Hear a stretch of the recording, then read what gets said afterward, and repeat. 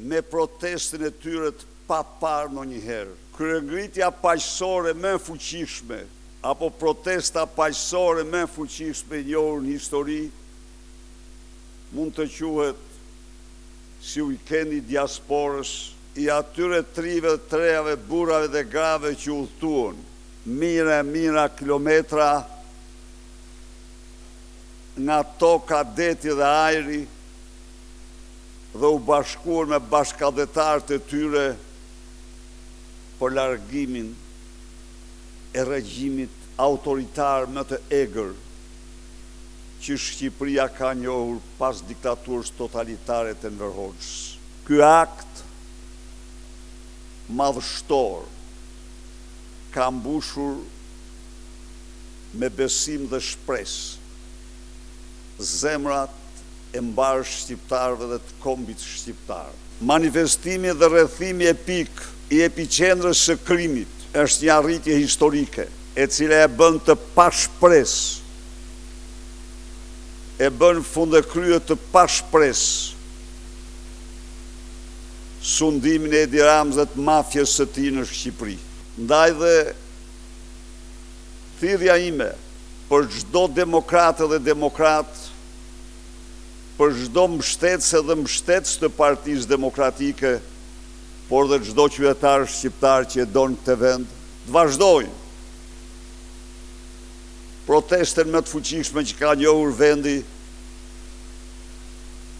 në misionin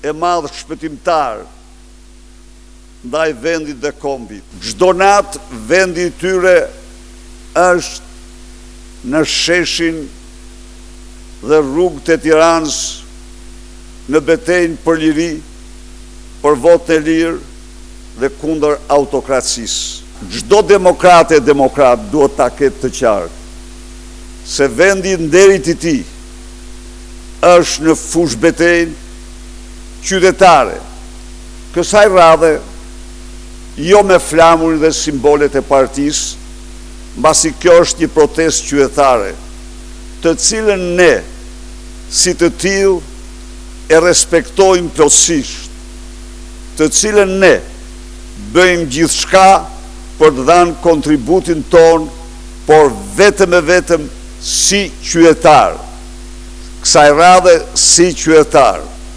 Askush nuk duhet të impresionohet ndaj klithmave të atyre që janë unik në botë, që protestojnë kundër opozitës, të kompleksuar nga bashkëpunimet, nga si vegël e qeverisë, mendojnë se hapin rrugën e tyre, duke sulmuar, duke shpifur, trilluar për opozitën.